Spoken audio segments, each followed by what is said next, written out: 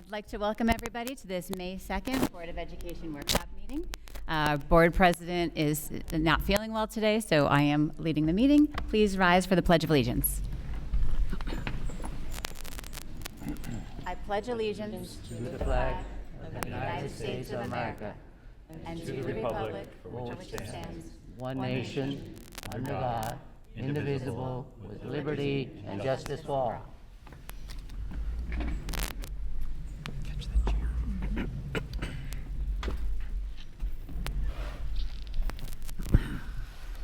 Okay, we're starting this meeting with recognition of 25 years of service. All right, so tonight we have 7 individuals that we'll recognize here for 25 years of service in the school district. So we'll have 3 different members of our administrative team come forth. And I'll go ahead and maybe we can start at the high school, if that's all right, Mr. Rodriguez. We'll start with the high school, and if you would come on, please, to the podium for us. Thank you. I'm going to start with Barbara. So Barbara, if you could come down and stand with me.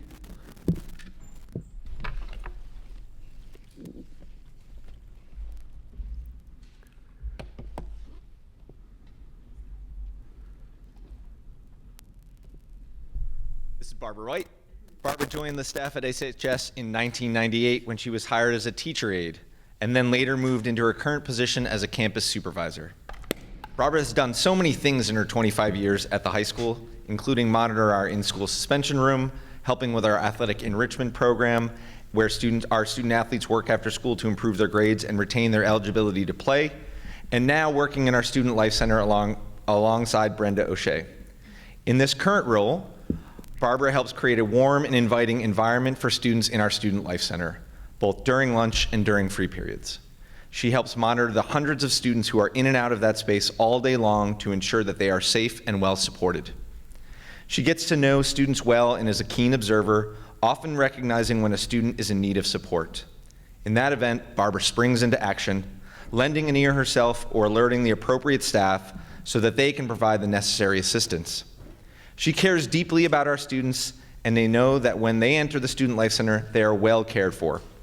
Barbara, we thank you so much for your 25 years of dedication and service to Somers High School, and we wish you well in your retirement at the end of the school year. You will be dearly missed. Thank you. Congratulations.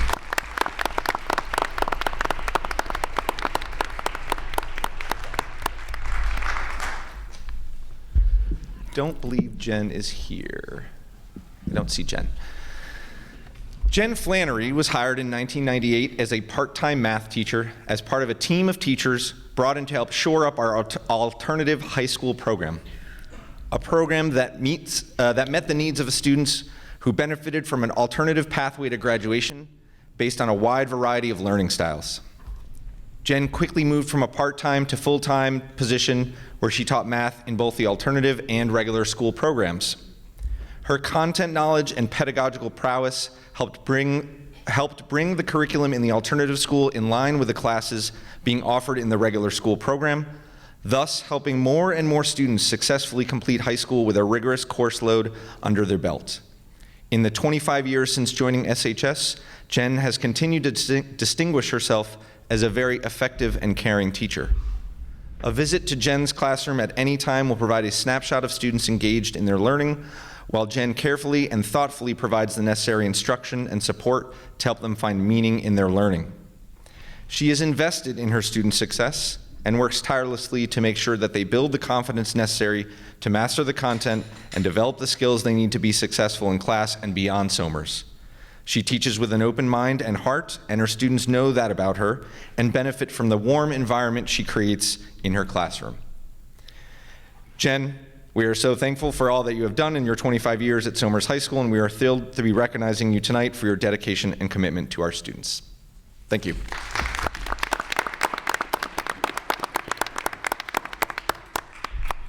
Thank you, Pete. I guess if we can go ahead and shift to Linda. Thanks, Linda.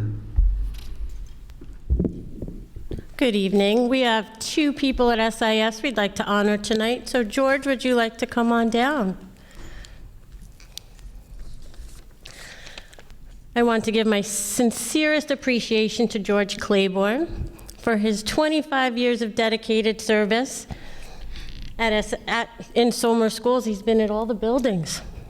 George has been across our district, and his commitment to our students and his tireless efforts have made a significant impact on countless students over the years.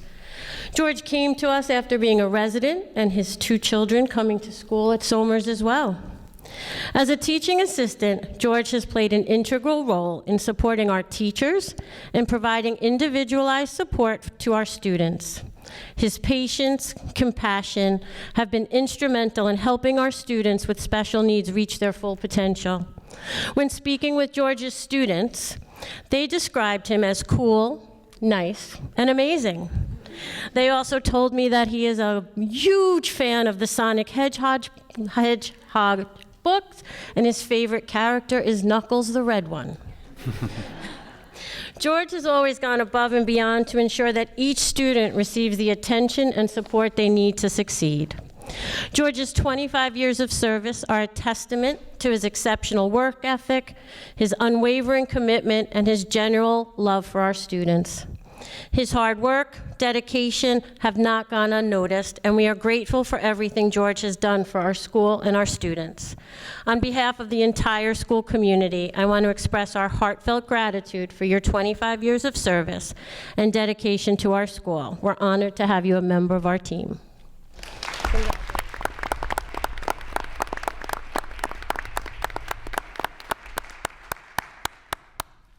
So we also have Sharon King, who could not be with us tonight. But I'm happy to congratulate Sharon on her 25th anniversary as a teacher at SIS.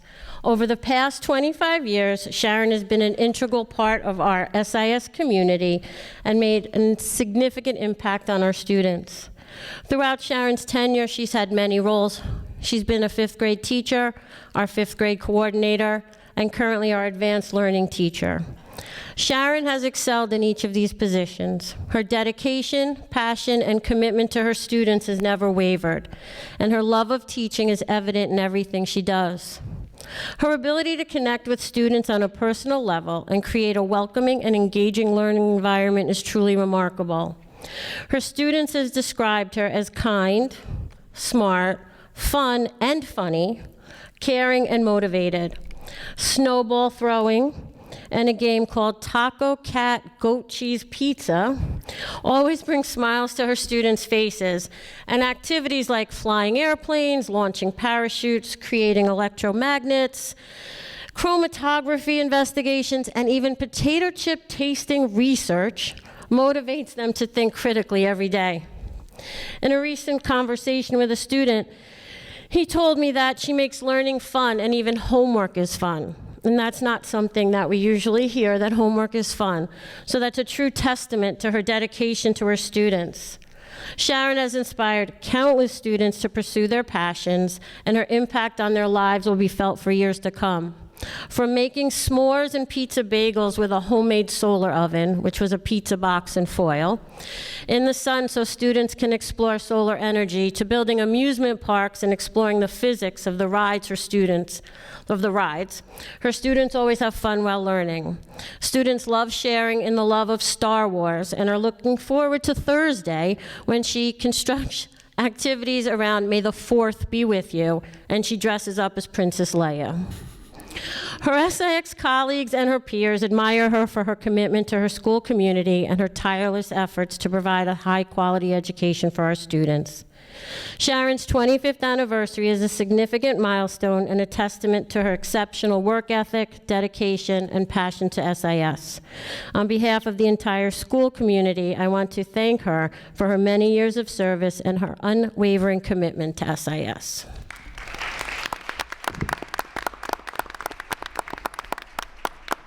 And Jill, if you don't mind, bring in our last 3 folks. Thank you, Jill.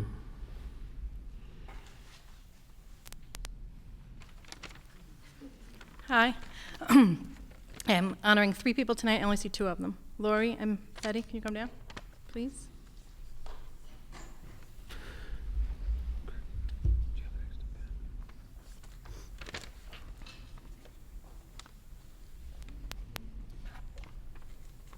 Thank you. Congratulations, ladies. Although I've only been here for a fraction of time they have, I am honored tonight to acknowledge 3 of my team members, 2 of which are here, on working for this wonderful district for 25 years. It's a privilege to work alongside both these ladies.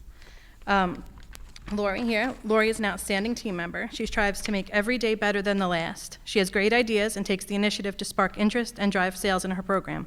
She takes pride in what she does, and it shows. Her students and staff have nothing but the best things to say about her.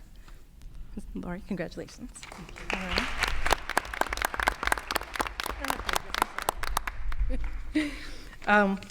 This is Betty, congratulations. Betty is the most efficient cashier I've ever known. She's a stickler for the rules and will calmly persuade wrongdoers to do right. She brings a bit of laughter wherever she goes. Betty is always willing to help out regardless of the tasks and never complains. She is an asset to our team. Congratulations, Betty.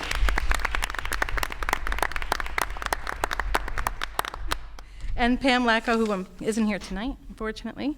Pam Lacko is queen of the snack room. She has personality for days. She has fun with the students and knows most by name or by order. She's quick-witted and an absolute hoot to work with. She is good at what she does and is loved by students and staff alike. There are no humdrum days with Pam around.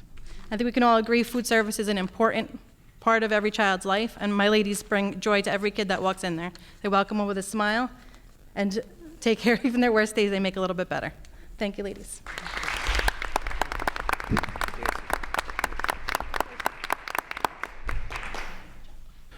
All right. Thank you, everybody. And if it's okay, board, we'll just give a very quick time out so congratulate our 7 25-year folks with 175 years of collective service. So Paul, just take a quick pause and we'll say congrats. So thank you. Well, board, I really appreciate just taking a moment to give us a chance to speak to our 25 years of service folks who were able to make it tonight. And I hope you, again, see we're all different kind of folks to make the district work and to make it as good as it is. So one of the things that we'll continue to see is that hopefully we have some more 25-year folks next year and then continue to bring on folks who make that kind of long commitment to the school district. So thank you once again. I appreciate it. Next thing is the central office report. Yeah, so very short. This will be kind of a lead-in just to what we've been working on. Obviously, as we start any budget cycle, it's really year-round, and so as we started this back in the fall with multiple different presentations at the board table, conversations with our Citizens Finance Committee, different conversations out and with our PTA leaders and things like that. And as we move forward the year, trying to get an understanding of where we are with revenue streams as well as expenditure costs. So as you know, the last budget was adopted at the last board meeting, and tonight here we have a conversation on the hearing. I did want to highlight, we spoke a little bit about last time, but one of the key pieces is that we know that we're continuing to need and see supports in particular for our AS services and or reading/math support. So as you look at from our Primrose campus to, approximately 5 FTE over at Primrose campus to our SIS campus here with another 5 individuals there, and then thinking about the middle school as well with 4, and then over the last number of years also, we've actually been able to place an IS individual at the high school with an academic support center that's in that area. So that's redistributing teachers to support academically and removing some of the kind of watching of study halls and things. So that's actually added value in there as well too. And then as the board knows that we are able to, one of the FTE reductions that came across the organization, we are able to go ahead and redistribute that FTE over here actually to this campus, to the SAS and the middle school campus, to look at us exploring into the Orton-Gillingham kind of reading approach there. So as you know, we look at that Orton-Gillingham reading from a tier 2 to a tier 1 to a tier 2 to a tier 3. This is our most intensive piece. And as we've talked in the past before, we are certainly seeing that for a number of students kind of in those 3rd through 8th grade years, we are seeing some of the negative impact that COVID had on those children. It doesn't reside just in here. We're certainly seeing some of those language and reading and listening pieces there. So I did want to highlight that piece in regard to the budget as well in there. So as we looked at that part. So, all right, thank you. Great. Thank you. Okay. Next item of business is the public hearing of the proposed 2023-24 budget. For some context, the Board of Education adopted the 2023-24 budget on April 18th of 2023 as required. After its adoption, school districts must hold a public hearing on the budget at least 7 days, but not more than 14 days prior to the annual meeting and election or a special district meeting at which a school budget vote will occur. And the public is welcome to make comments on the budget at this time. So as we enter into the budget hearing section of our agenda, this public comment section is for members of the public to speak to the board regarding adoption of the budget and not for public comment on general school topics, which is reserved for a later part of the meeting. And just to reiterate, this public comment on the budget does fall under the guidelines of the district's public participation policy number 1230. And as set forth in our policy, speakers will be limited to 3 minutes each. Okay. I got one. Hi.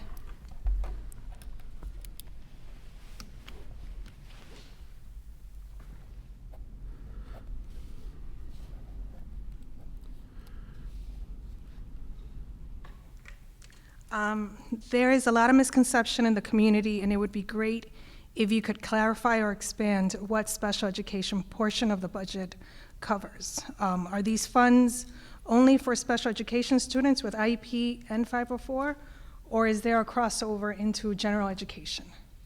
It would just be helpful if you expanded a little bit on that as far as what these funds cover exactly, because there is a lot of kind of like incorrect math being done. 400 students, $15 million, I'm making these numbers up, and they're putting dollar to student as opposed to the amount of services that might cross over into different. So a co-teach classroom, for example, the special education teacher does not only work with special education students, from what I understand, and it would be great if you could clarify that so that the community has a clear understanding that it is not a dollar per student amount that is broken out. Okay, thank you for that.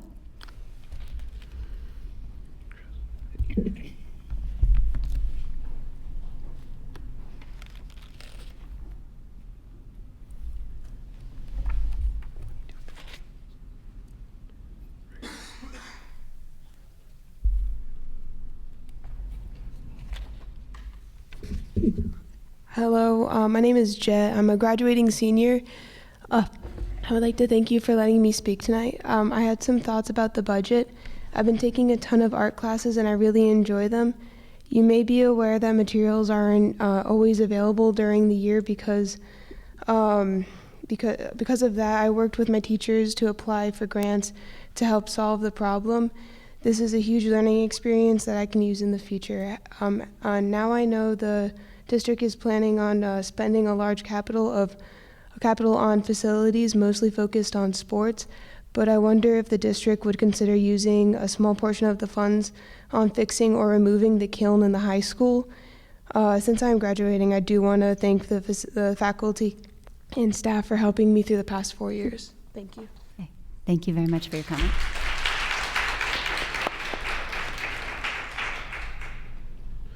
Anything else on the budget? Okay. So, we have one more. I actually didn't come here to speak on the budget. I came to speak on something else, but I've also never attended a board meeting before. So in speaking about the budget, I heard Dr. Blanche mention something about the Orton-Gillingham method of teaching.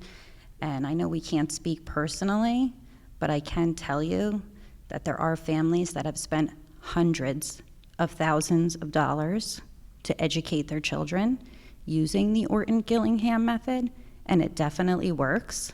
Those children that go to private schools and get that teaching method 4 hours a day, they end up returning to Somers schools, actually learning how to read, which Somers schools definitely doesn't have that strong Orton-Gillingham method in their curriculum currently. So I personally am a huge supporter of it. And I also would ask the board to consider in the budget to stop the spending on staff increases while we all appreciate the staff.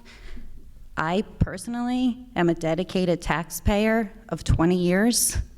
My husband and I work over 60 hours a week to support our family business and our children. And having staff possibly not get an increase for 2 years and using the money instead to teach children how to read, I personally think is a lot more beneficial to the community. Thank you.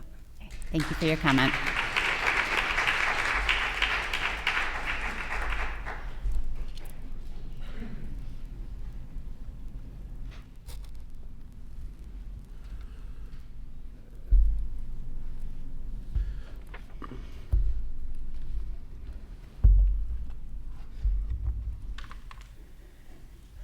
Good evening.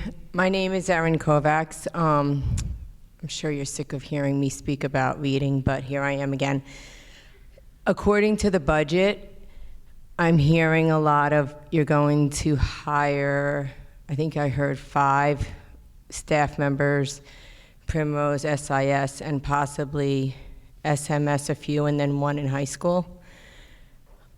Can we get a clear, specific breakdown of who is being hired, what their certifications are, what their levels of experience are, and what their specific training is? I'm a reading specialist for over 20 years, and I happen to have been trained in Orton Gillingham, Wilson Reading Recovery, and some other methods. With that said, I can promise you that my first year and my second year of Orton did not qualify me to meet the needs of a child who was with a specific learning disability. I'm just going to have to keep your comments to the budget. Okay, so the budget. So when you're hiring reading specialists, we need to know, are they going to be coming in experienced? Again, Well, that is part of the budget, because will there be transparency so that if we have a student that's going to be getting one of these teachers, I've been asking all year, can we know their level of certification? And when you're hiring, can you please try to hire someone who has done it for at least 5 years? Because you're not getting a specialist if they're in training, or if you're providing your staff with training. This is, again, this is you're welcome to speak to this at the general public comment at the end. Just, this is for budget-specific comments.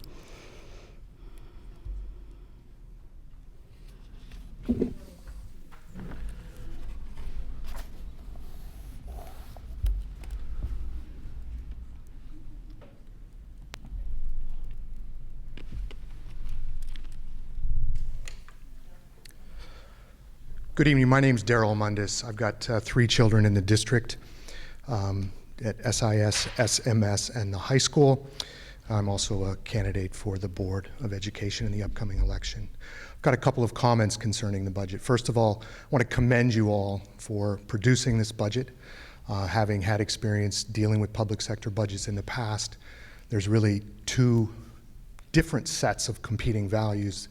I think the board and the administration did a great job in balancing, first of all, amongst the competing elements to create the budget, that is, the different operational costs versus salary costs versus fixed costs versus costs where there's some discretion.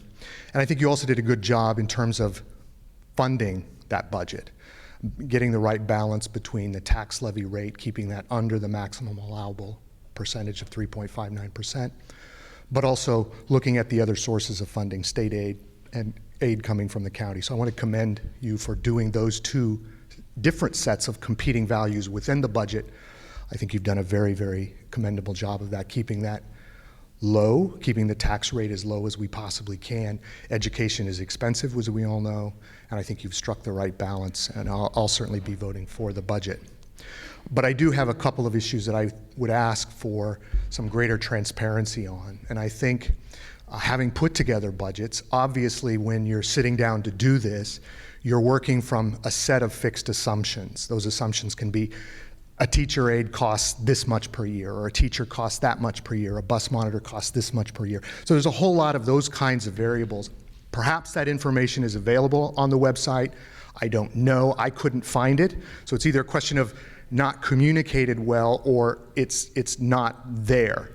But I think it would also be very helpful in future budgets for there to be a greater breakdown within the budget, for example, between the different schools, so that we know the high school costs this much for all of the operating and staffing costs for the high school. Primrose costs this much. I think it would also be helpful if we were able to see, for example, as one of the earlier commentators said, how much are we spending on the arts program? How much are we know the interscholastic athletics costs $1.1 million a year. How much are we spending on the music department? How much are we spending in the math department? Yeah. How much are these different programs costing so that we 30 seconds. Have a better understanding and more transparency on the various components within the budget? So that's all. Thank you. Okay, thank you for your comment.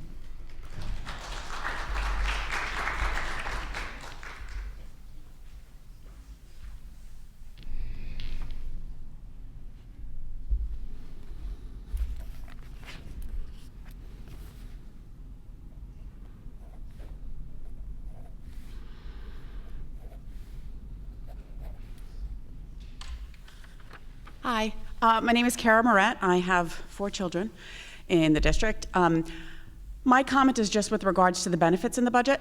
We discussed this last year with regards to the fact that there was an overwhelming expense related to the benefits that were being carried, and I made the recommendation last year. I'm a CHRO of a very large company in the city. I've been in that role for quite some time. I offered my services to consult with whoever does the benefits review to try to find savings.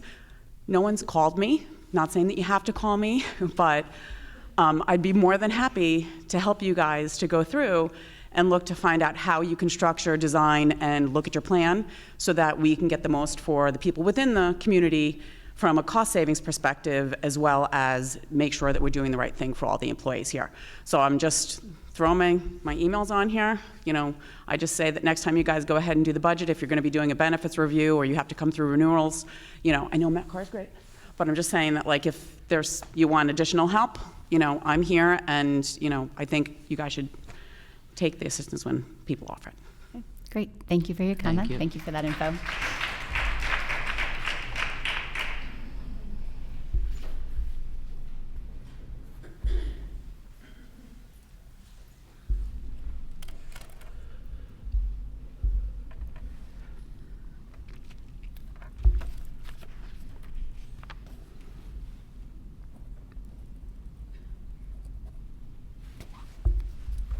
Hello, hi, my name is Charlotte St. Rose, 3 children in the school district. Just to add to what was said before, I also work in the benefits space as a consultant for large municipalities and schools and corporations. So if you do, if you're putting together a committee to review the district's benefits needs, I would love to be part of that committee and help look for ways to reduce the cost of the benefits. Thank you. Thank you.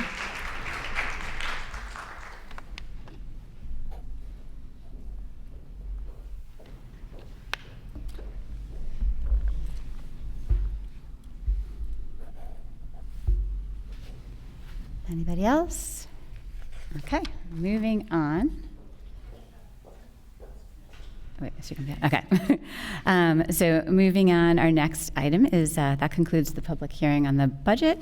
And now next item of business is the personnel consent agenda. Be it resolved that the Board of Education, upon recommendation of the Superintendent of Schools, hereby approves the attached personnel agenda. So moved. Second. All in favor? Aye. Aye. Opposed? Abstained? And then the business consent agenda. Be it resolved that the Board of Education, upon recommendation of the Superintendent of Schools, hereby approves the attached business agenda. So moved. Second. All in favor? Aye. Were there Aye. any discussion Did that you we have need any to have? comments? There's only the one item on there for the lease purchase financing that we have been doing for the past 20 or so years. It's how we purchase some of the instructional technology for the students. And then it also allows us to do some infrastructure upgrades as well. So we put out a bid, we received those bids, and now we're looking to award that bid to the lowest bidder. Okay, thank you. All in favor? Aye. Aye. Opposed? Abstained? Okay, next item is the Westchester Putnam School Board Association budget for 2023-24. Be it resolved that the Board of Education of the Somer Central School District hereby approves the Westchester Putnam School Board Association's proposed 2023-24 budget and executive board nominating slate as per the attached, and instructs the district clerk to complete the ballot on its behalf. So moved. Second? Oh, sorry. Any questions on this one? Discussion? Okay, and then what will happen is they have a meeting later on in this month, and our ballot will get cast for that. Okay, all in favor? Aye. Opposed? Abstained? Okay. Now we come to the public comment portion of our meeting. We will now be entering into the second public comment section of our agenda. This public comment section is for members of the public to speak to the board regarding general school topics. As such, any comments should be addressed to the board and not to the community at large. I would like to again reiterate some of the public comment rules before we begin, which are set forth in the district's policy 1230. As we've stated before, speakers will be limited to 3 minutes each, and comments involving individual district personnel or individual students will not be permitted. Persons wishing to discuss matters involving individual district personnel or students should present their comments and/or concerns to the superintendent during regular business hours. Again, this is to protect the confidentiality of students and staff and to ensure that student and personnel matters are addressed in the appropriate forum. We also want to point out that under state and federal privacy laws, we are unable to entertain questions or comments about personnel. As I stated earlier, speakers must conduct themselves in a civil manner, and obscene language, defamatory comments, threats of violence, statements advocating racial, religious, or other forms of prejudice will not be tolerated. If the public comment rules are violated, your time may be discontinued, you may be asked to leave, the board may choose to take a brief recess, and/or the public comment section may be closed. But thank you again for your anticipated cooperation. So if anybody has public comment, you can step forward to the microphone.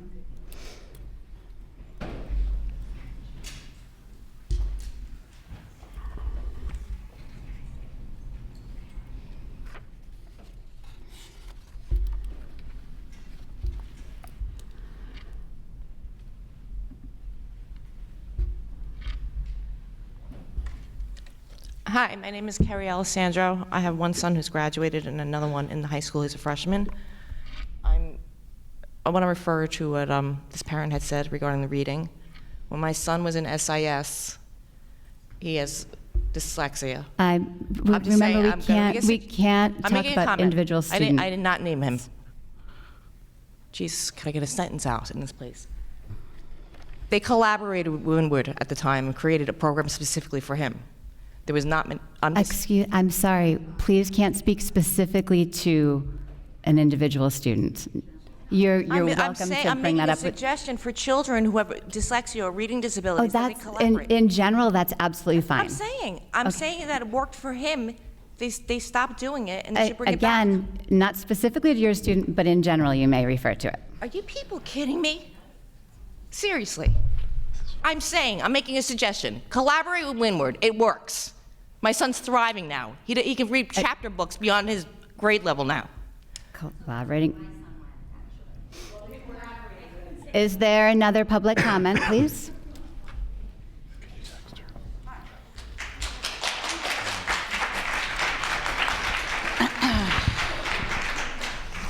Okay, hi, Rochelle Knights.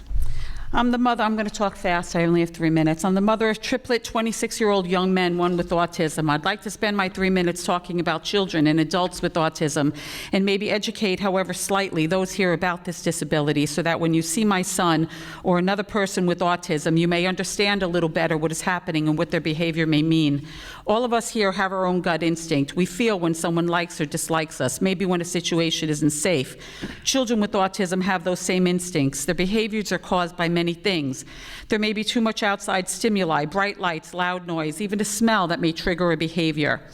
Their reaction in one of these situations may be to run away, bite their hand, hit, scream, all because they don't have the ability to speak and verbalize. Stop, you're hurting me, or I don't feel comfortable here.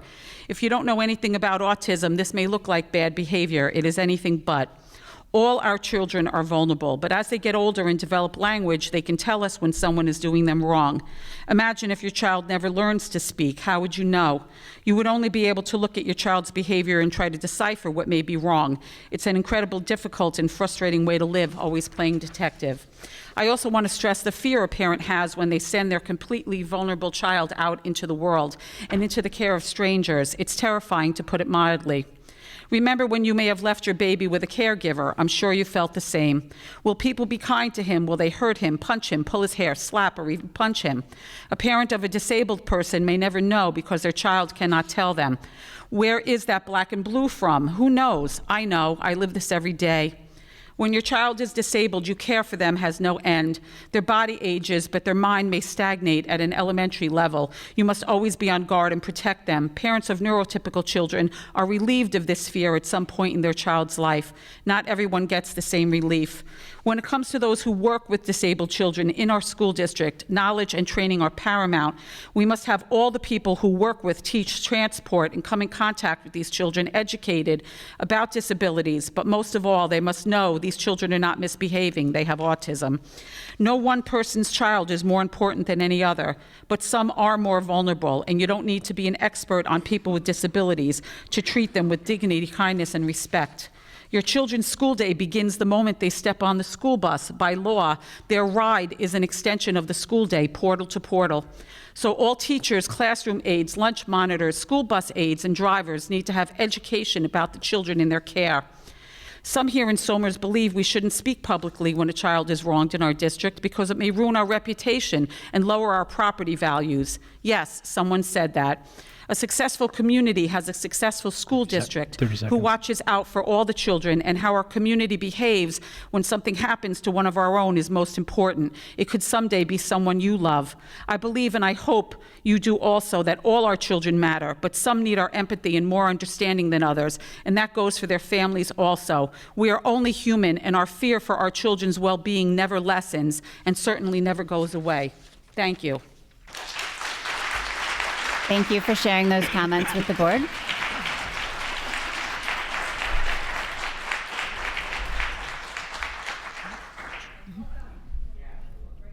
Right on this side. Yes, if you can. That way, if we want to follow up, we're able to.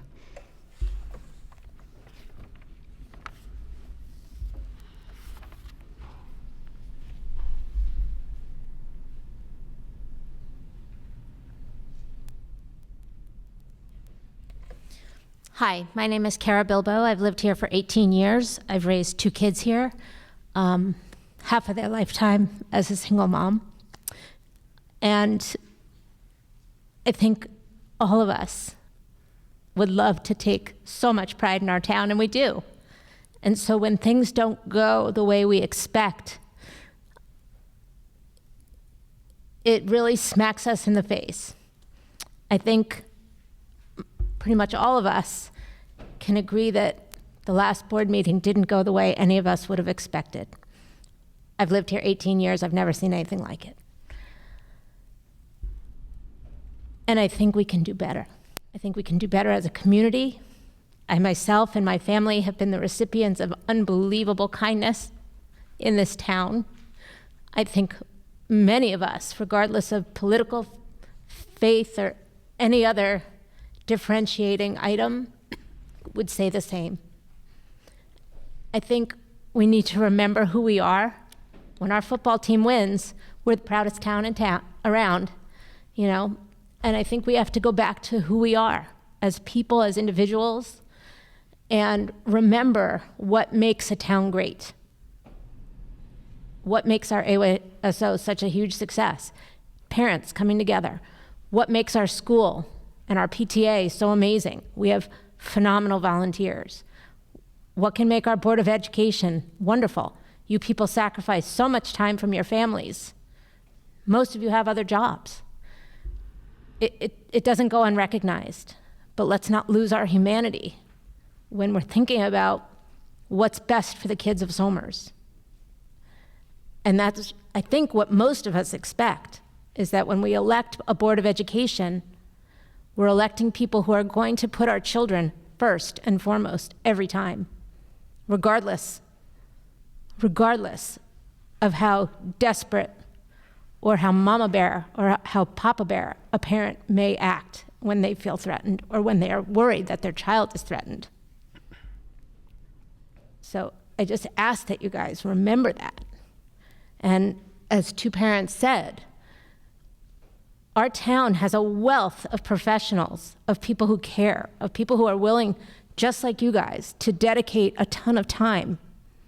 You know, when my daughter was in 2nd grade, I worked with 3 other moms to build you guys a new playground because the Board of Education couldn't fund it. And we worked really hard to bring that to Somers. Not for our kids, my kid was leaving Primrose, but for all the kids of our town, because that's what we do. We care about our town. We want our town to have the best test scores, to have the best football team, to have the best special ed, to have the best of everything. Isn't that what we all want as parents? I think it is. So I would just beg you guys to remember that when a parent is in desperate need of your help.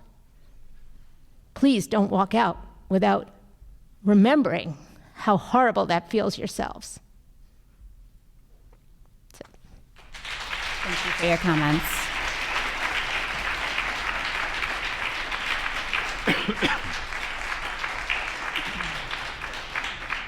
Hi, Cara Moret back again. I just wanted to mention that FERPA has been used previously as the reason why parents are not allowed to refer to their own student during these conversations. I would just ask the board to research FERPA and what the purpose of FERPA is and who it protects, because it doesn't protect the board, it doesn't protect administrators, it protects students' PII, personal information, from being released to anybody else. And at a parent's will, they have the option to forego confidentiality if they want to. Thank you for your comment.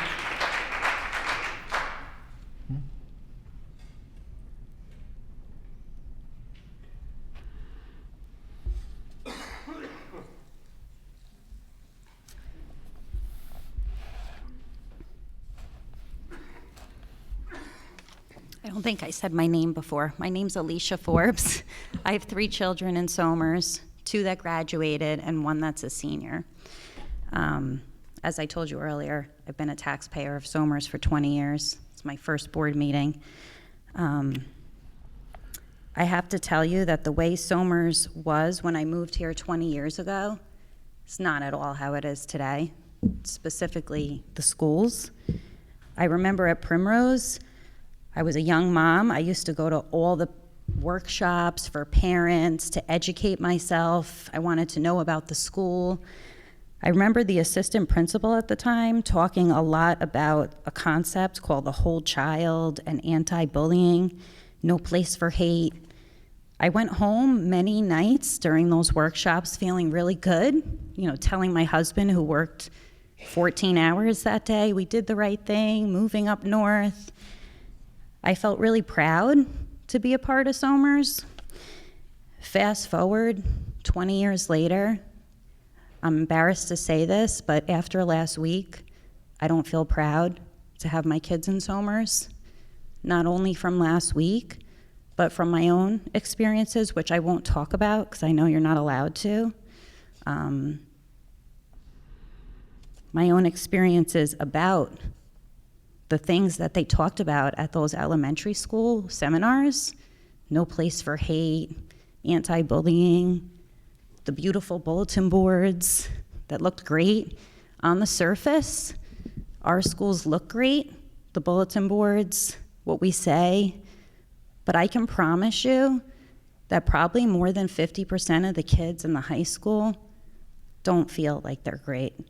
It's not because of COVID. It's because of the way the atmosphere is. I do think it starts with us as adults, whether it's the board meeting, it's a teacher's aide, it's a teacher.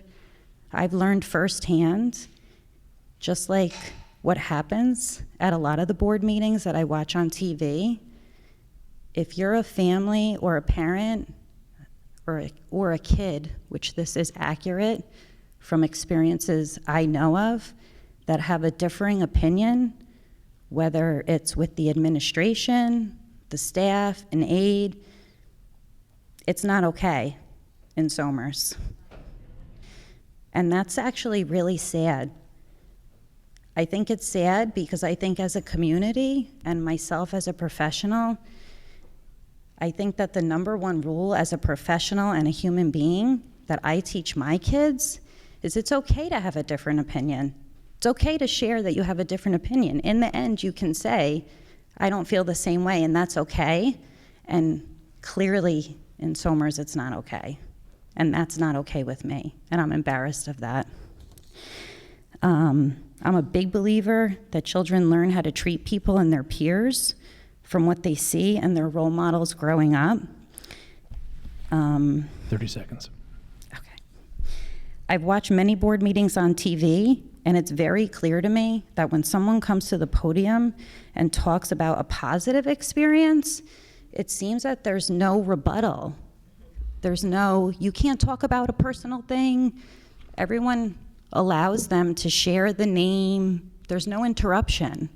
But when someone says something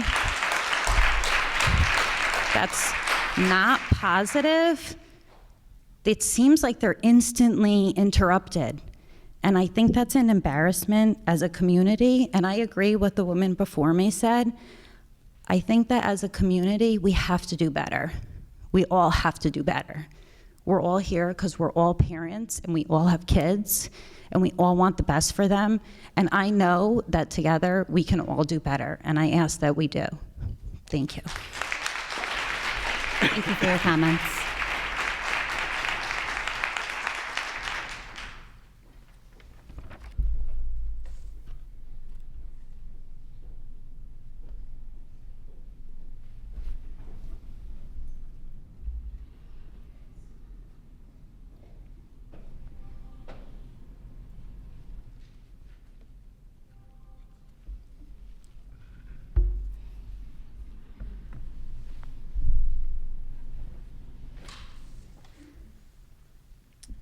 Hi, folks. My name is Jeremy Newman. I've lived in Somers since 2021, and I have 2 kids in the district, one in Primrose, one in SIS. You know, since becoming a member of the community, I've been a regular attendee of these meetings, as well as several PTA, SEPTA, and other meetings as my schedule allows. Usually, I come to listen and to understand the state of our school system, but tonight I want to share a couple thoughts with the board. You know, first, this is topical. I want to really congratulate the board on putting together a smart budget that, from the information from last meeting, I understand puts the students front and center while balancing the interests of the tax-paying public. I was impressed personally that it was independently vetted and praised by the Citizens Finance Committee. They presented at the last meeting as well, saying the budget was well-structured, thoughtful. I didn't even know we had a Citizens Finance Committee, and that's pretty neat. Growing up, I wasn't a great student, and the arts were a place where I got my first taste of success, where the rest of my academic career was a source of anxiety. You know, last week my daughter and I took advantage of the arts festival at the high school. It was wonderful to see so much work across so many different types of media from so many different students. Academic success isn't just about being limited to reading, writing, arithmetic. So as someone who used the arts as a lifeline and then made a career out of it, that allowed me to move to Somers, I am very appreciative that the arts programs here are so robust. You know, lastly, as a regular attendee of these meetings, I want to thank the board for doing their best to uphold the rules and laws that protect all of our confidentiality. And frankly, I'm sorry that you've been repeatedly put in a position to do so. From an outsider's perspective of someone who's new here, I find it unfortunate that, you know, time and again, this forum seems to devolve into one of grievance. and it's simply not in a constructive way. And you can tell, and I can tell, because when it comes time for the board to make their comments at the end, it's usually to empty seats. But I appreciate that you guys keep doing the work you're doing, and I thank you for that. I want you all to know that there are many more folks that appreciate the work, effort, and time that goes into your roles than don't. We're here. We're just usually the ones 30 seconds. that are listening rather than 30 waiting seconds, for our turns to speak. So thank you. Thank you for your time. Thank you for your comments.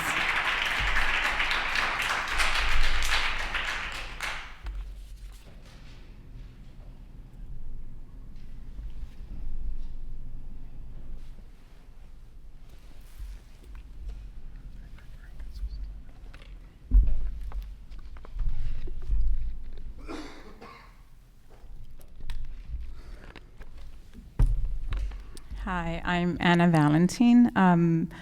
Just want to thank the board for everything that you do on a volunteer basis, the time that you commit to coming here and sometimes having unpleasant experiences. I just want to highlight, I am a loud and avid complainer. I'm sure Dr. Blanche knows my name. I know the principals of every school know my name. I have 3 children in 3 different schools, 3 beautiful daughters, I'm very proud of. And I complain a lot. I mean, I've had issues, I've had serious incidents with this school that, I think could have been handled better, but things happen and we work through it, and I continue my relationship with all of the administrators. I want to thank you for being responsive to my concerns that I've addressed with you administratively through the office hours that you have in place. For always responding to my emails, which are plentiful and lengthy. I know I'm verbose when I write my emails. And just for listening and making me feel welcomed and that you care about my children, all 3 of them. I do have a concern about the reading here at Somers, and I did send a very lengthy email about this recently. Fountains and Pinnell is a failed system, and I know that you still use parts of it, and I would hope that at some point you decide to divorce yourself from that program. Again, I had the privilege of teaching my first 2 children to read at the age of 3 and 4. My 3rd daughter, after having a 3rd child, there was no way I could do it. And so she was left to learn through the Somers school system, and she did not do as well. And I actually questioned, when she told me how she was learning to read, I was just blown. Sorry, you're starting to talk about it. I'm sorry. So the third experience I had with learning how to read was not at all like I had learned. I learned phonetically, and there's other ways. I have all of my closest friends are teachers in Brooklyn and throughout Lower Westchester, and they all support Wilson and other programs.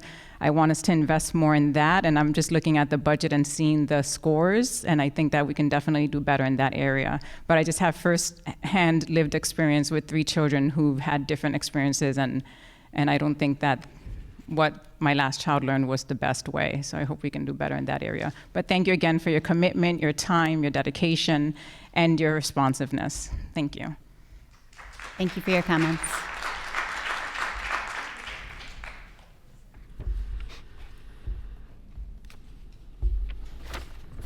Hi, good evening again. So I just want to piggyback a little bit. I think everybody here would love to have a great relationship with all of you and with the staff, and I think everybody does thank you for your service and your time, just like the incoming board members and anybody who attended last night's information session. We were grateful to everybody for giving their time, so I think I just want to clarify that.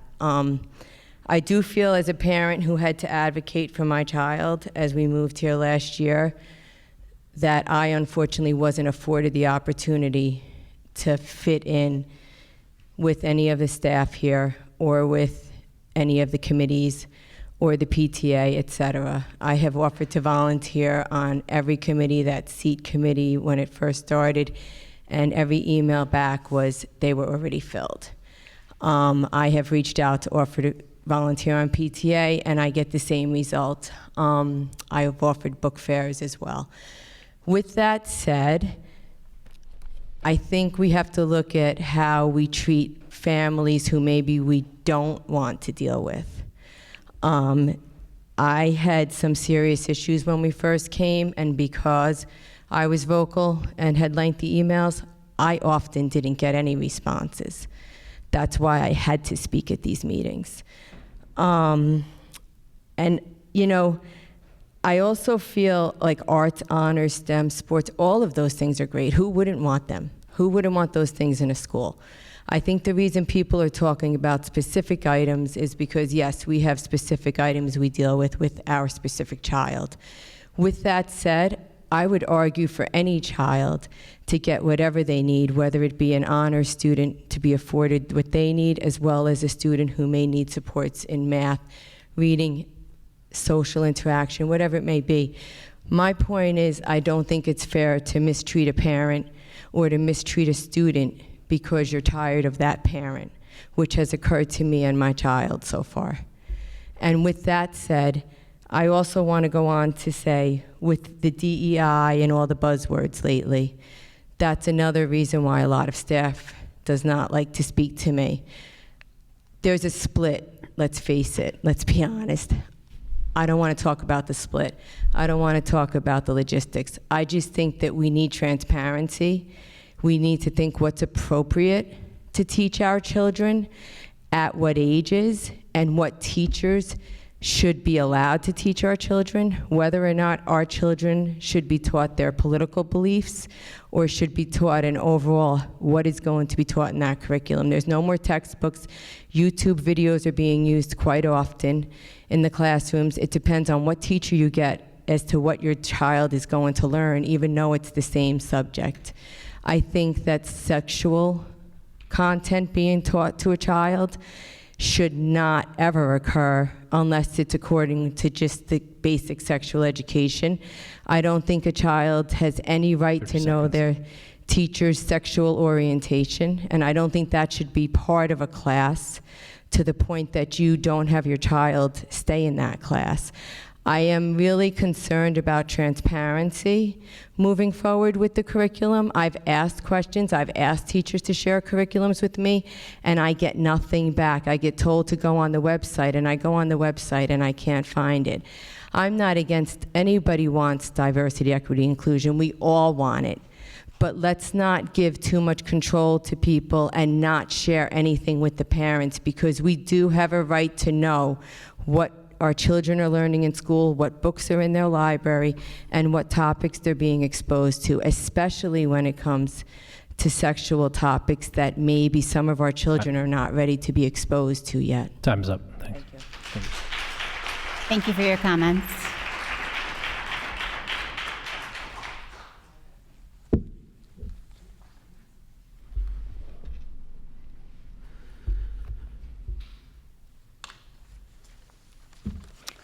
Hi, my name is Mariella La Verde, and I have a kindergartner and a third grader in the district.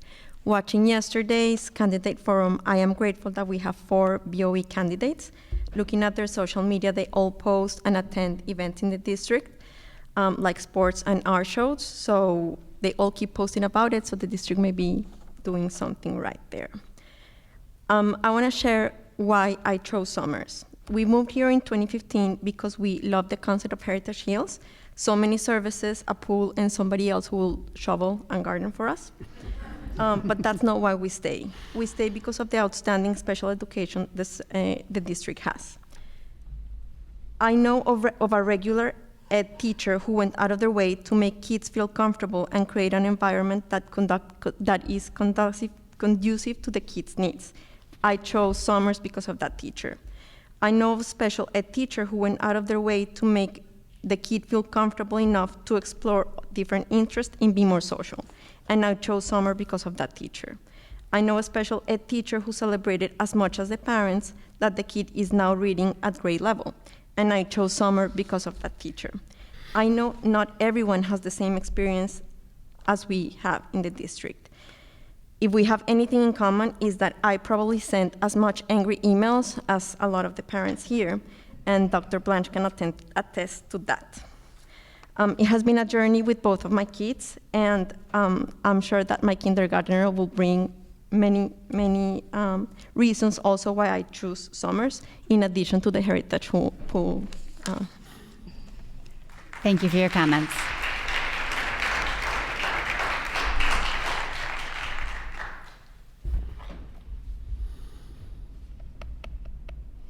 Hi, Charlotte St. Rose again, another member of the community who sends lots of lengthy, not so happy emails. I'll try to send more happy emails. I mean, there's been a constant theme tonight about transparency and communication. We know in a district that great things happen, but we also know not so great things happen. I understand the need to balance the privacy of the teachers, staff, and also students, but there's also a need for the community to know what's going on. It's really hard when you hear things through the grapevines. Sometimes a little incident, kind of by the time it gets to us parents out in the real world, it sounds like a disaster. So the Board of Ed meetings may not be the right place for parents to talk about these issues or share with each other about these issues, but I would love for you all and for us to come up with a way for that kind of form of that platform to happen, so we know what's going on. Maybe it's a tally of the anonymous, notifications or something. Like, how do we know what the issues that our kids are facing, and if it's an isolated event or if it's something that happens more frequently, so we can work together as a community to fix it. The other thing I want to say is, and I'll speak quickly. Sometimes I hear people say, "You work for us," and I cringe at that. But the reality is, you do work for us, whether or not it's a paid position or a volunteer position. So as your bosses, we owe you the dignity and the privilege of having a dignified work environment, of respecting you all and supporting you all. So I hope we all can be better bosses to you going forward, or whoever sits in those seats. Thank you. Thank you for your comments.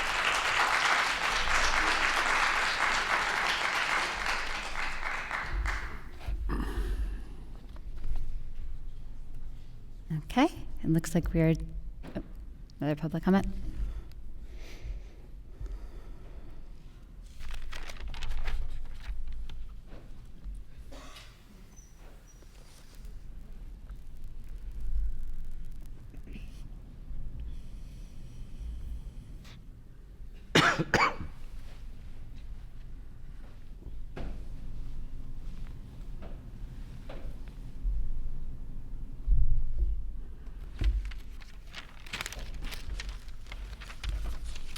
Good evening. My name is Tom Giangrandi. I have 2 children in the Somers School District. I was born and raised in Somers, and I have some concerns with the policy, specifically the school board policy 1230, and how it's been applied, both at tonight's meeting and at the last meeting.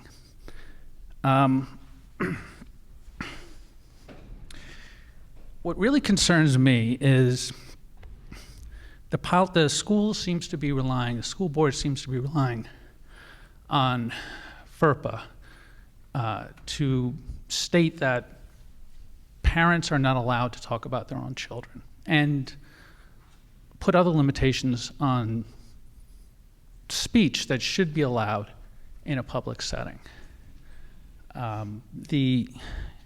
This is really troubling to me. I don't think you understand that your application of FERPA is incorrect. So I want to be able to refer.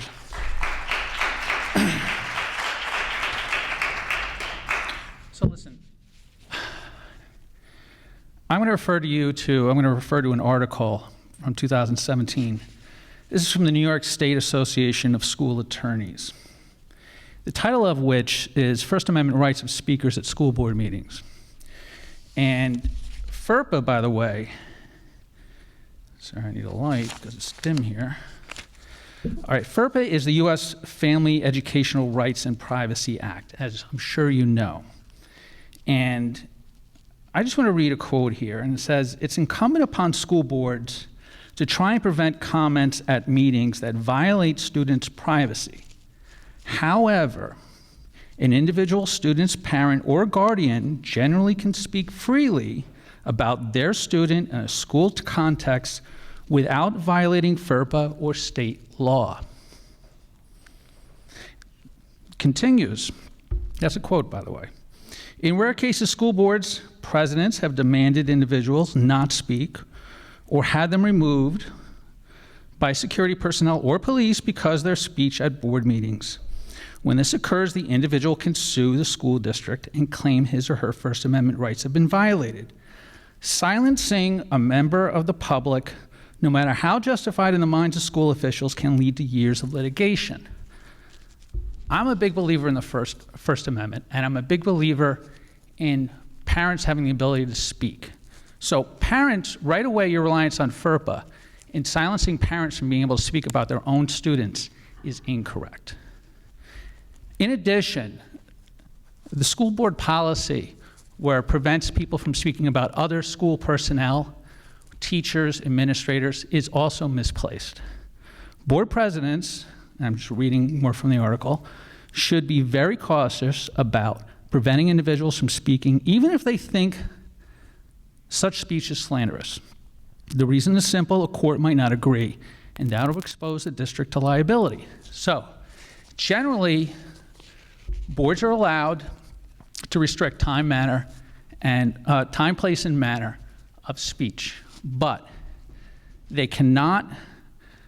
Your fear is somehow if there's a defamatory comment made about a student, a teacher, administrator, or school employee, that it exposes you to liability. It does not. It exposes the speaker to potential defamatory liability. And your job is not to silence that. In fact, this article goes on to give boards, school boards, recommendations about how they should restrict time, place, and manner. 30 seconds. Generally, I'll shorten it. Generally, they say you can make statements asking the public to refrain from making statements about comments about employees or students. Students, obviously, other students other than their own, but employees, teachers, administrators. And you can remind the speaker during the public comment section that if they continue, it opens them up to potential defamation liability. But that runs to the speaker. And you can urge, you can stress, but you can't stop them. And so I really think you need to revisit School Board Policy 1230, because I don't think that's fair to any of the parents in this school district. Every parent, I don't care what side of the political aisle you're on, you should have the ability to speak freely, especially about your own children. Thank you.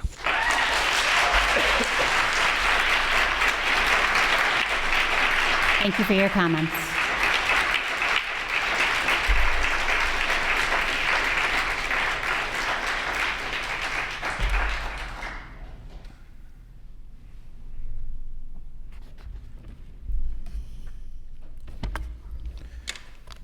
Hi, my name is Frank Pacella.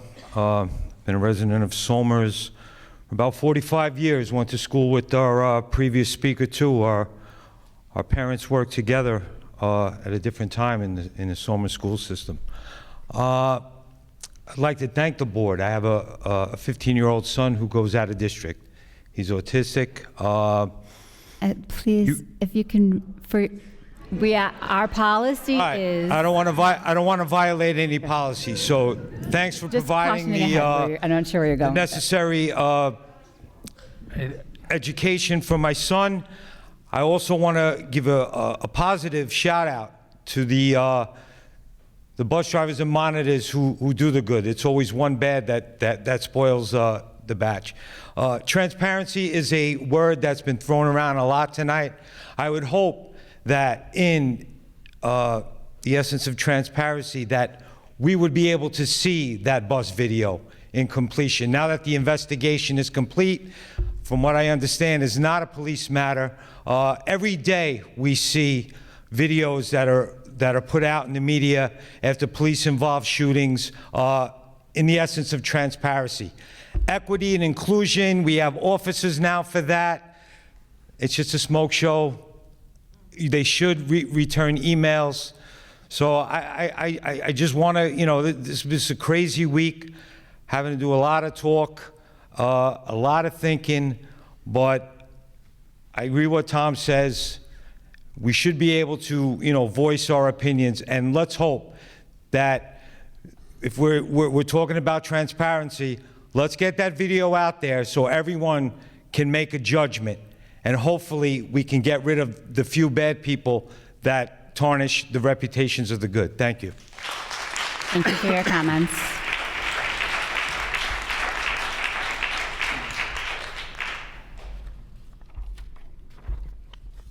Okay, I think we are now ready for board member comments. Ray, there was a lot of stuff on the budget stuff. Can you make your comments first on, maybe responding to some of the budget questions and then go to Sure. I will go back to Chris here a little bit. So one of the things our students spoke with regarding the high school with some of the art pieces in there. As the board, we've talked a little bit over the last couple of budget cycles where our anticipated next larger kind of capital improvement would be anticipated in 2 years. So actually we've started some preliminary conversations with across the buildings, but in art areas, one of those is what we can do. I believe the kiln was mentioned. There's other elements that we would like to go ahead and enhance there. So that is a larger part of the project. We have been working on, we may be able to handle that within the general budget, but actually making larger improvements in those art areas. Particular also our STEM classrooms, some of those biological medical classes that we've been going. So those are going to be a larger part of a project that, again, as the board talked, we talked about a few years through the overall component related to the capital improvement project. Then again, we look at 2 years. Chris, you may have some pieces on the other components, I think, regarding the breakout of the special education areas and things like that, if you want to hit that one. Sure. In the public budget document, there's a anticipated expenditure kind of pie chart that lists the special education expenses. What goes into that number for this specific pie chart is teachers, teaching assistants, aides, monitors, speech therapists, occupational therapists. It also includes the added district tuition that we might pay for students. It also includes a transfer from the general fund for our extended school year program in the summer for some of our special education students that have needs that get met during the summer as well. I think those are just the largest components of that. There's certainly, as the speaker who asked about this, in some of these co-taught classrooms and stuff where it's not just that they're educating special education students. So it's hard to kind of put a number of students that they're impacting, in a document like this for that. But those are just some of the components that go into that special education number for the public budget document that she spoke about. And then I would... I asked that very question actually to Chris, and just so everyone knows, it's on page 23 in the public budget document that lists out how many special education teachers and whose salary covers, and all the occupational therapists, et cetera. That takes out the bulk of it, and then you add in the BOCES and ESY piece to it, which would add up to the 15. And I know Chris made a handful of copies for folks as they came in, and it's also up on the budget website is that public handy document. Yeah. The other piece I would say too is that just with certainly with any position that we're looking to hire in the organization, that certainly any of those individuals need to go ahead and meet the New York State certification for whatever role, responsibility, teaching position that they have. And so we certainly do that. And at any point in time, we're obviously looking for folks who can come to our district. And we often have folks who have experience in education before they land with us. Sometimes we have new candidates come to us, but many times we have veteran teachers and support staff and administrators come to us. So certainly that is a piece, but everybody certainly is obviously New York State certified. All of those requirements are met. And yes, we will continue. And I heard certainly a few of our speakers tonight. As you will see, we have the multiple programs I mentioned before with the foundations starting from our littlest kids to our next group of students in PAF and some of the understanding there with the fluency there, and then that whole Wilson reading piece being wrapped up to, we're looking forward to the work in Gillingham at that most intensive level, as one of our community members spoke to. So it is a piece that actually out of our principal team working with our special education office had identified if here's this area where we think would be our next right answer. It's never stop and holding, it's what's our next right answer. So I think those are the three, Nick, the ones that I had. Did you have another one that caught your attention? Or? I just wanted to jump in on one of the things when you talked about that too, is I also appreciate when we had some questions as we're doing the appointments on the consent agenda, that you have provided us when we're appointing somebody with sort of what their credentials are, what their background, their resume, and the information on why you're hiring them. It's, we have that discussion and review it ahead of time. The other one that came up, and I know this came up last time, benefits. Can you just clarify, the benefits are directed by New York State and by the union? We don't have much option on that? Right, so there's two unions that we are part of, so that the union, one is there was in our Empire plan, which is a state level plan, and then our other component there is in Northern Westchester BOCES plan. And so we're in the midst of kind of those contracts, and so at any point in time, as we get close to those, we will be able to sit, and we had just recently, we're in 2 years of a 4 years. So as we move forward in the coming 24 months, yes, we'll be sitting with both of those units and determine how best we can, I like the way the speaker spoke it, how can we best support our faculty, how can we best support the community, and have it be the best experience for all. So those will be pieces certainly that will be moving forward as those contracts come towards their end in the next roughly 24 months. Right, because we can't change those mid-contract. Right, so it would be unlikely we would be able to change those mid-contract, but we're just trying to figure out where now, as we move to that next week, yes, we would be looking at as an overarching large part, because it is a very large part of the overall operating budget. So, And there are other insurances, such as student accident insurance. Right. It's much smaller, compared to the health insurance benefits. That's on an annual basis, but we do go out and get multiple quotes from different vendors on that to make sure we're getting the best kind of bang for our buck each year. Thank you, Chris. Great. All right, board comment? All right, I'll go first. So I want to thank everybody in the audience for sharing today. I think it was great hearing from everybody. All the different, again, the viewpoints on the budget, their own experiences, and the unity and support throughout the entire audience, on common themes and messages. One thing I do strongly agree with a lot of comments that came up. I do think we need to look at our policy and about the communication. I do think people should be able to share about their own experiences or be able to mention their own child. I know I do as a board member when I talk about here. I talk about my own kids' experiences. And even in this, I think we were inconsistent in even how we implemented it tonight. So I think it's just something that we need to do as a board and talk about, collectively on how we can improve that.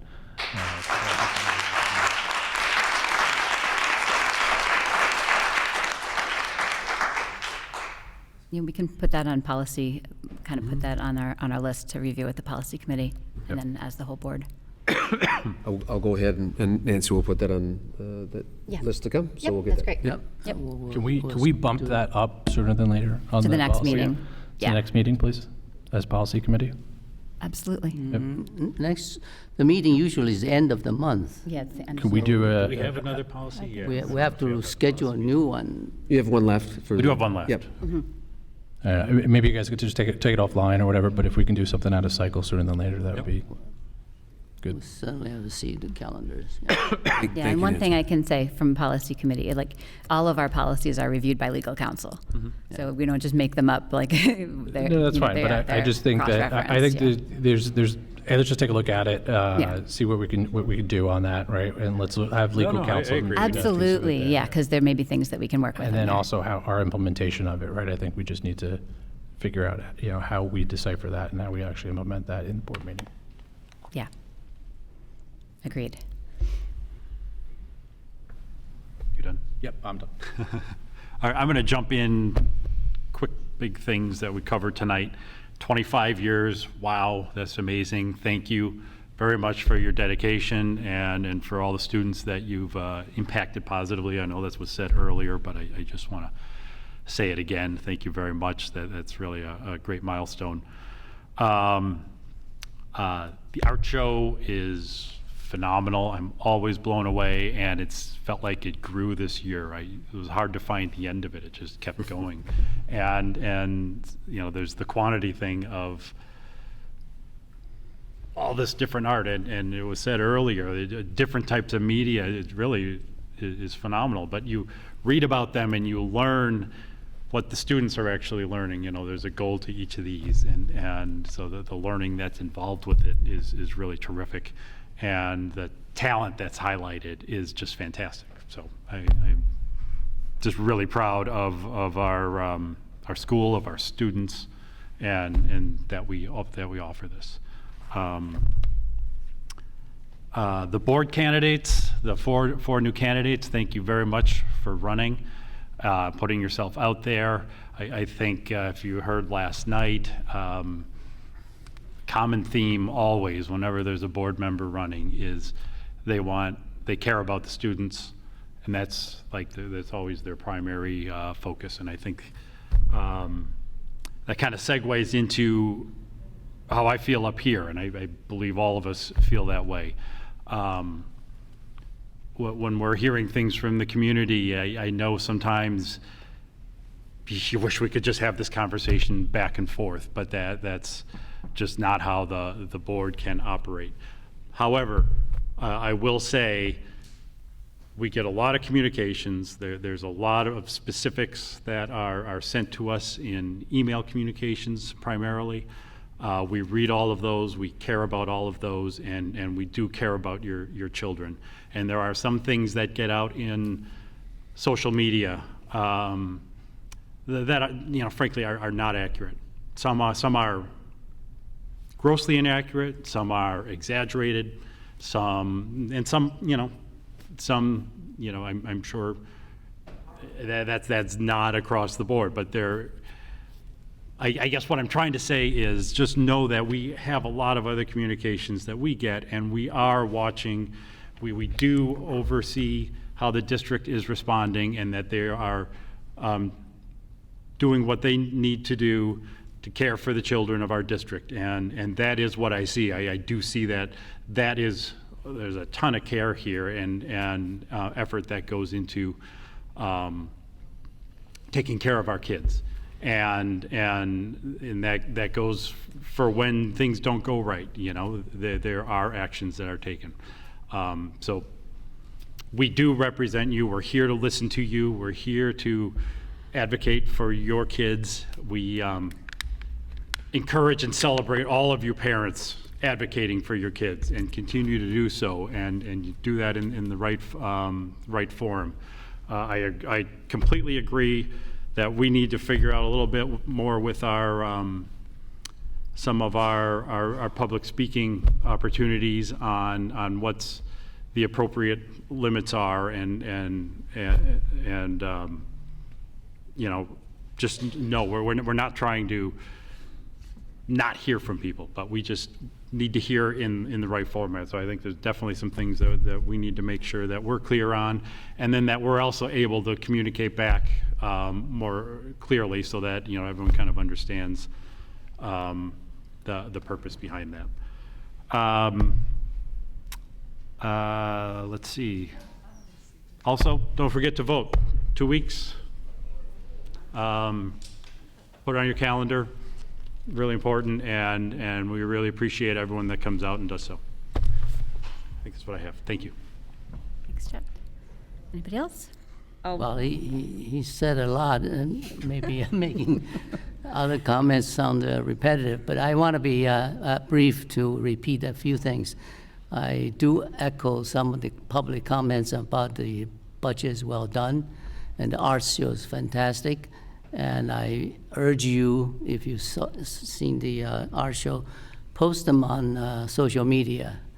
It's such a tremendous collection of talents. I just can't imagine that our parents are not proud of them if you have your pieces, post them on social media.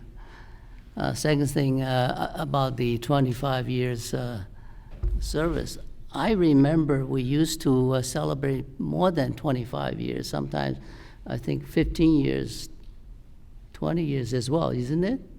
So what we've historically done is at the board table, it's 25 years, and at the district, start of the convocation, start of the year, that we do recognize other years of service, correct? Because 5 years at the was board. hoping to compete for the 25-year service myself, but I can't. That's too long for me. 15 years is pretty long already. So I think we should recognize more people with a little less, because tell you, teaching even 5 years is a pretty long time. And for a dedicated teacher and doing well, I think we should recognize them. So I am all for recognizing teachers much earlier, and that they deserve the encouragement and the the praise. And then I also would like to comment on the candidates that serving for the board. I think we probably should consider in the month of April at least, or May, to include a session of public comments for the candidates specifically on our board meetings. Well, that's what the yeah. form Okay, was like. I mean, specifically in the sense we really allot a time and for them to speak to the public through the board.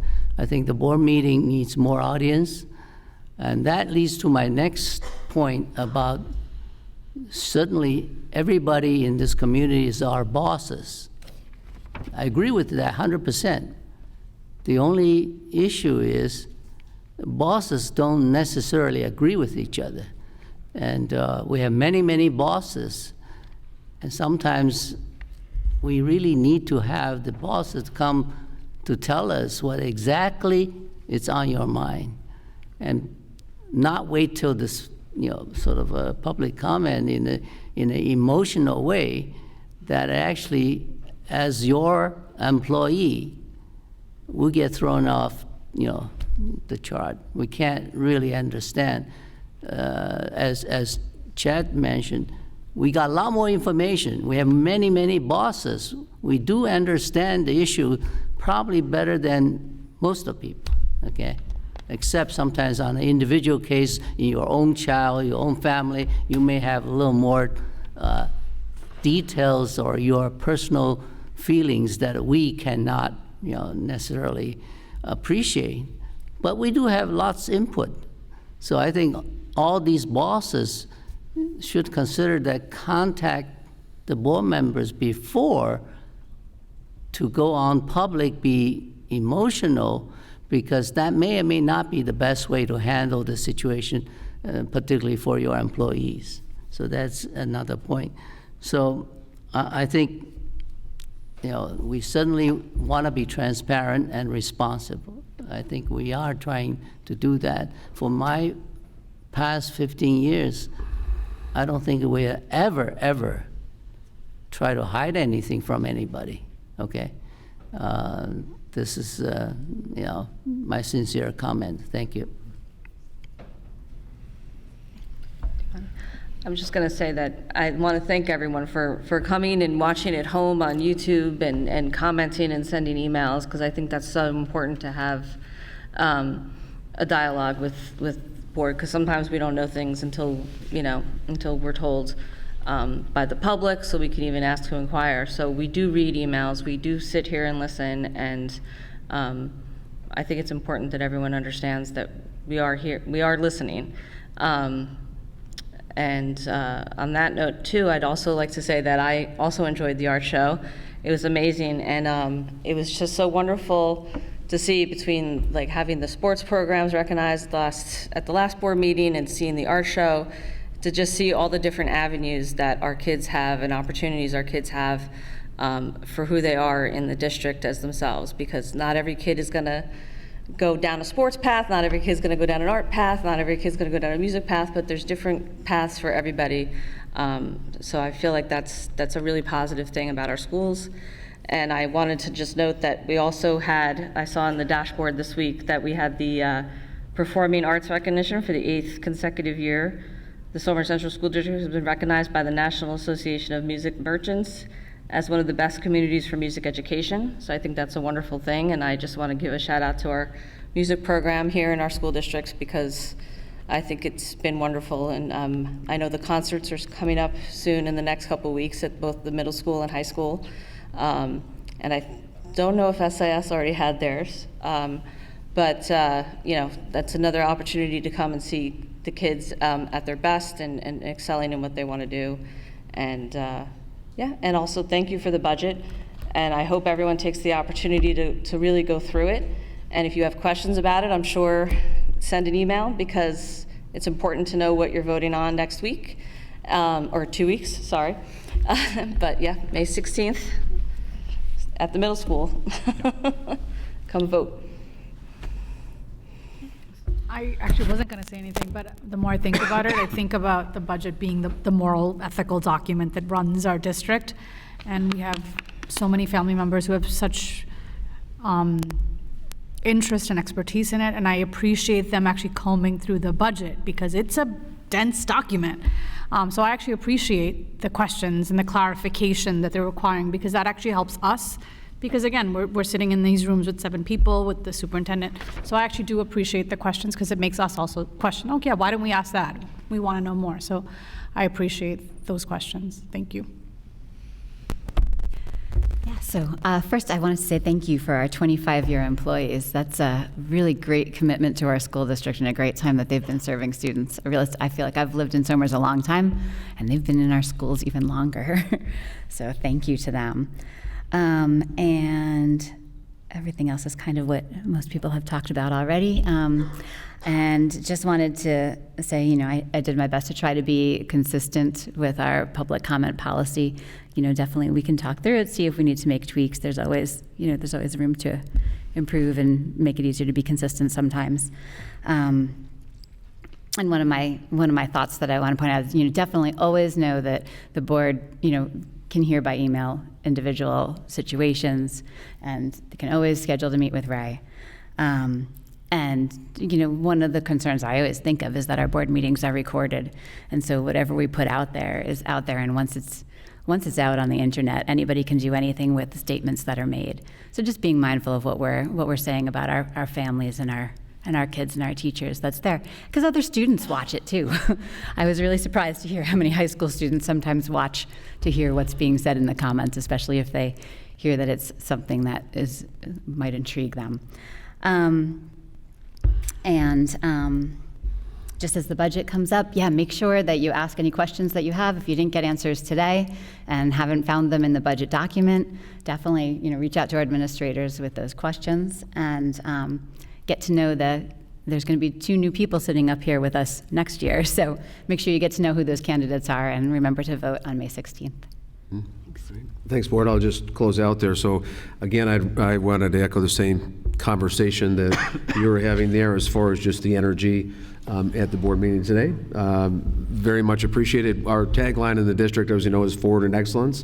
So the intent is we're going to keep moving forward, keep improving, and have that be an excellent experience for all of our kids and our community members. So it's never not about, hey, be perfect forever. It's just to keep moving forward in excellence. So I appreciate community folks who came this morning and talked. We've talked many different times, some of our family members tonight, and I think I have some new some family members of Somers that I hope to connect with.